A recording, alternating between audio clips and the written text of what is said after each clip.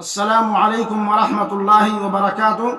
الحمد للہ رب العالمین والصلاة والسلام علی سید المرسلین نبینا محمد وعلی آلہ واصحابہ اجمعین، اما بعد، اعوذ باللہ من الشیطان الرجیم، بسم اللہ الرحمن الرحیم۔ ان اللہ لا یغیر ما بقوم حتی یغیر ما بانفسہم۔ اللہ رب العالمین کی تعریف، اس کی توصیف کے بعد آج میں اس نشست کے اندر کچھ اہم بنیادی اور ضروری باتیں آپ حضرات کی خدمت میں رکھنا چاہتا ہوں۔ اللہ رب العالمین سے دعا ہے کہ بار الہ ہمیں صحیح بات کہنے اور اس پر ہم سب کو عمل کرنے کی توفیق عطا فرمائے۔ اسلامی بھائیوں، معزز سامعین کرام، اللہ رب العالمین نے اس آیت کریمہ کے اندر ارشاد فرمایا کہ کسی قوم کی حالت اللہ رب العالمین اس وقت تک نہیں بدلتا جب تک کہ خود وہ اسے نہ بدلیں۔ خدا نے آج تک اس قوم کی حالت نہیں بدلی، خدا نے آج تک اس قوم کی حالت نہیں بدلی، نہ ہو جس کو خیال خود اپنی حالت کے بدلنے کا۔ معزز سامعین کرام اور ناظرین اعظام، ہر طرف شور ہے، مسلمان تباہ کیے جا رہے ہیں، کوئی ان کا پرسان حال نہیں، جس کو دیکھو وہ مسلمانوں کو مٹانے کی در پہ ہے۔ جس طرف نظر ڈالو مسلمانوں کو کمزور کرنے کی سازشیں ہو رہی ہیں۔ مسلمان جس نے کبھی دنیا کے اکثر حصے پر حکمرانی کی تھی، بڑی بڑی صاحبان اقتدار سلطنتوں کو تہو بالا کر کے رکھ دیا تھا، آج وہی مسلمان محکومی کی زندگی گزار رہا ہے۔ جہاں وہ صاحب اقتدار ہے، جہاں وہ صاحب اختیار ہے، وہاں بھی دوسروں کے زیر سایہ ہے، دوسروں کی مدد کا محتاج ہے، دوسروں کی سرپرستی میں جی رہا ہے۔ کتنے حسرت و افسوس کا مقام ہے۔ میرے بھائیوں، مسلمان جس نے دریاؤں اور سمندروں پر حکومت کی، مسلمان جس نے صحرا و بیابان اپنے زیر نگی کیے، مسلمان جس کے تابع داری جنگل کے بے زبان جانوروں اور مشرق سے مغرب، جنوب سے شمال تک اڑتی ہوئی ہواؤں نے کی، ہاں وہی مسلمان آج حیران و پریشان، افسردہ و غمناک زندگی کے مقابلے میں بے بس اور لاچار مجبور نظر آ رہا ہے۔ آخر ایسا کیوں ہوا؟ مسلمانوں کو یہ دن کیوں دیکھنا پڑا؟ کیا اسباب و عوامل ہیں جنہوں نے مسلمانوں کے عروج کو زوال سے، اقتدار کو محکومی سے، عزت و ناموری کو ذلت و خواری سے بدل دیا؟ آج اس موضوع کو لے کر میں آپ حضرات کے سامنے آیا ہوں کہ مسلمانوں کے اصل مرض کی بھی تشخیص کروں گا اور ان کا علاج بھی بتاؤں گا۔ مسلمانوں کی موجودہ مشکلات، مسلمانوں کی موجودہ نکبت و پستی کے اسباب بھی واضح کروں گا اور ان کا حل بھی بتلاؤں گا انشاءاللہ۔ لیکن یاد رکھیے، اور یہ حل، یہ علاج میرا وعدہ کردہ نہ ہوگا، بلکہ قرآن و حدیث کا بنایا ہوگا، مالک کائنات اور اس کے پیارے حبیب جناب محمد عربی صلی اللہ علیہ وسلم کے فرمودات و ہدایات کی روشنی میں ہوگا۔ اللہ رب العالمین کا ارشاد ہے، وَلَا تَهِنُوا وَلَا تَحْزَنُوا وَأَنْتُمُ الْأَعْلَوْنَ إِن كُنتُم مُؤْمِنِينَ۔ تم نہ سستی کرو اور نہ غمگین ہو، تم ہی غالب رہو گے اگر تم ایماندار ہو، اگر تم مومن ہو تو تم ہی سربلند رہو گے۔ میرے بھائیوں، اپنے دلوں کو مسلمان بناؤ۔ معزز سامعین کرام، اپنے دلوں کو مسلمان بناؤ، دلوں کے اندر انقلاب برپا کرو، قبروں کو انہدام کرو۔ جتنے بھی شرک ہو رہے ہیں کائنات میں، اپنے اپنے ملکوں سے مٹانے کی کوشش کرو۔ جب تک یہ امت قبروں سے چمٹی رہے گی، لا الہ الا اللہ محمد الرسول اللہ پڑھنے کے باوجود لوگوں کو دھوکہ دیتی رہے گی، اللہ کی قسم نہ اللہ کی رحمت آئے گی اور نہ حکومت آئے گی اور نہ ہی سکون ملے گا۔ آج آپ دیکھ لیں کس قدر پوری دنیا کے اندر آج پوری دنیا پریشان و حیران ہے۔ آج اللہ رب العالمین کی طرف سے یہ جو بیماری ہے، یہ جو مسائل ہیں، یہ اللہ رب العالمین کی طرف سے عذاب ہے، اور ہمیں اپنے عملوں کا محاسبہ کرنا چاہیے، اپنے عمل کا حساب کرنا چاہیے۔ آج ہم اللہ رب العالمین سے کتنے ڈرنے والے ہیں، ہمارے اندر نماز کی کتنی پابندی ہے۔ آج ہم اللہ رب العالمین نے آج اپنے گھروں کو بند کر دیا، اللہ رب العالمین مسجدیں بند ہو گئیں۔ آج بھی مسجدیں بند ہونے کے باوجود ہم اپنے گھر کا محاسبہ کریں کہ ہم گھروں میں رہ کر کے ہم کتنی پابندی کرتے ہیں نماز کی، ہم کتنی پابندی کرتے ہیں قرآن مجید کی، ہم کتنی پابندی سے قرآن کریم کی تلاوت کرتے ہیں۔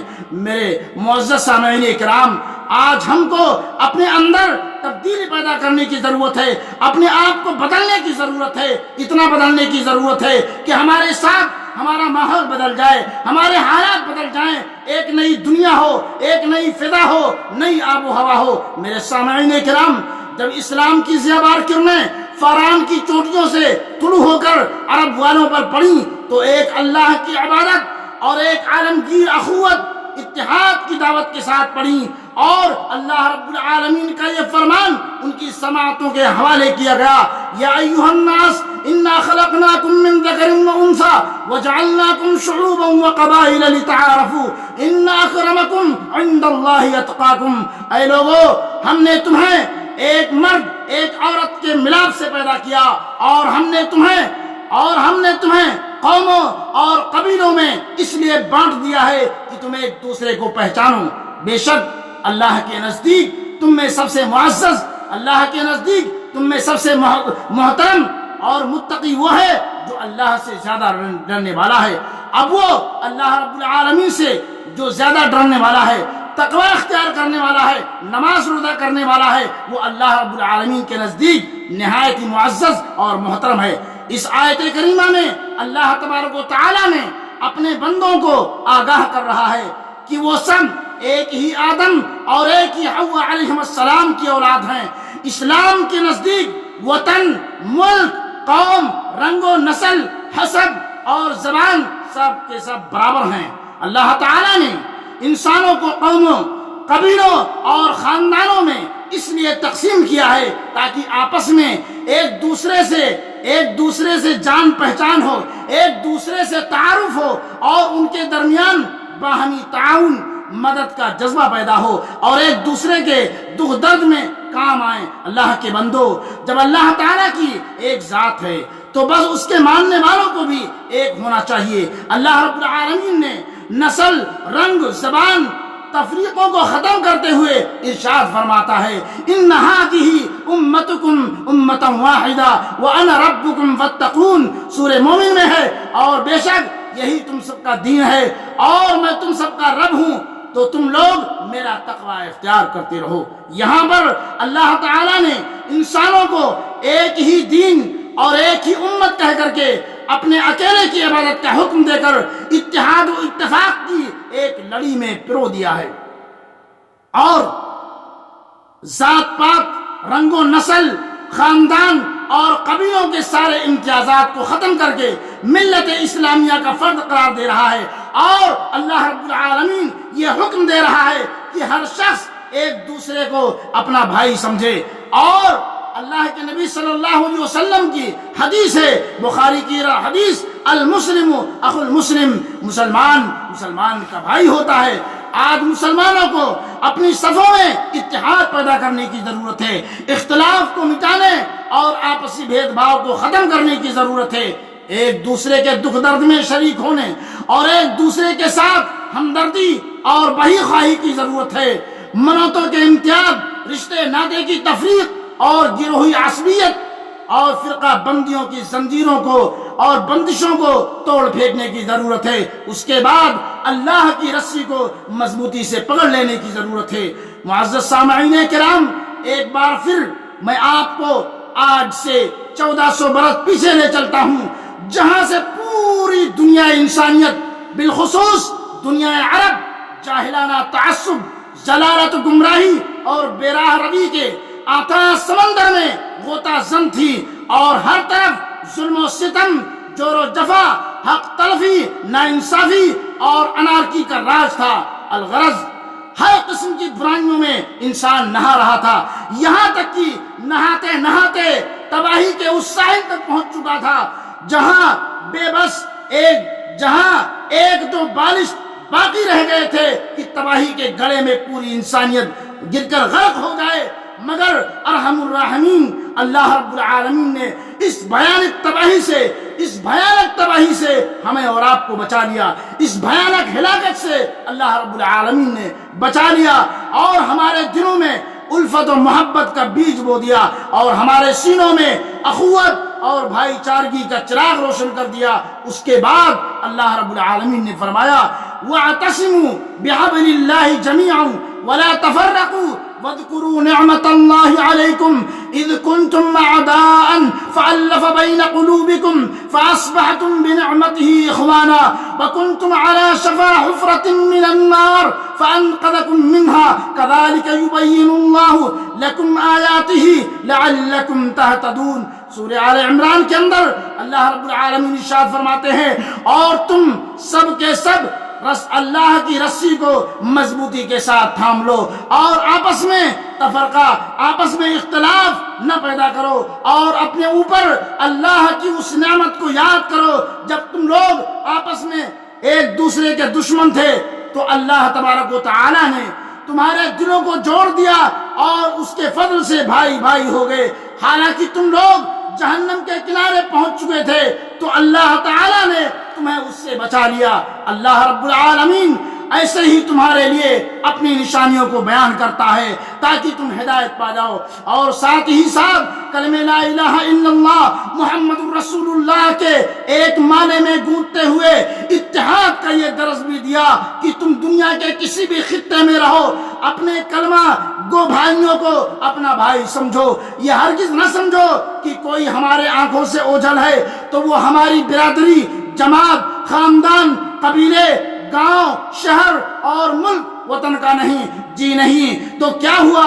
ہمارے خاندان، ہمارے گاؤں، ہمارے شہر، ہمارے قبیلے، ہمارے گاؤں، ہمارے ملک، ہمارے وطن کا نہیں ہوا تو کیا؟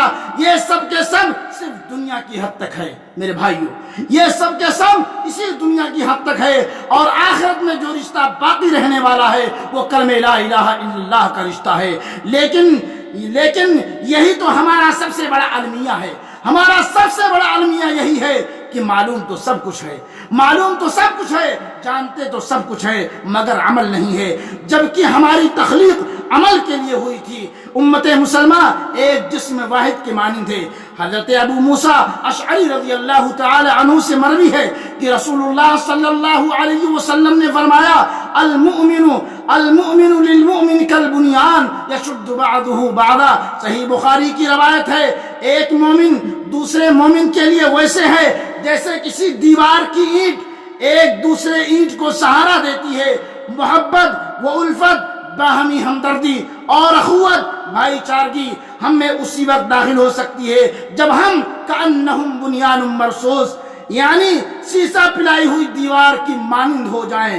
اور طائف میں پتھریں کھا کر مسکرانے والے کے اس فرمان کو بھی اپنی آنکھوں سے لگا لیں۔ حضرت انس بن مالک رضی اللہ تعالیٰ عنہ سے روایت ہے، رسول اللہ صلی اللہ علیہ وسلم نے فرمایا لا تباغضوا ولا تحاسدوا ولا تدابروا وكونوا عباد اللہ اخوانا۔ بخاری مسلم کے اندر ہے، تم لوگ آپس میں ایک دوسرے سے بغض نہ رکھو، اور نہ ایک دوسرے سے حسد کرو، اور نہ ہی ایک دوسرے کے خلاف سازشیں اور فتنہ تلاش کرو، بلکہ اللہ کے بندو تم سب آپس میں ایک دوسرے کے ساتھ مل کر بھائی بھائی بن کر رہو۔ میرے عزیز سامعین کرام، یقین جانیں کہ ملت کی آبرو اسی وقت برباد ہوتی ہے، ملت کی آبرو اسی وقت تباہ ہوتی ہے، اور ہمارا شیرازہ اسی وقت بکھرتا ہے، اسی وقت منتشر ہوتا ہے جب اتحاد و اتفاق کے اہم پلیٹ فارم پر ہم خود حملہ کر بیٹھے۔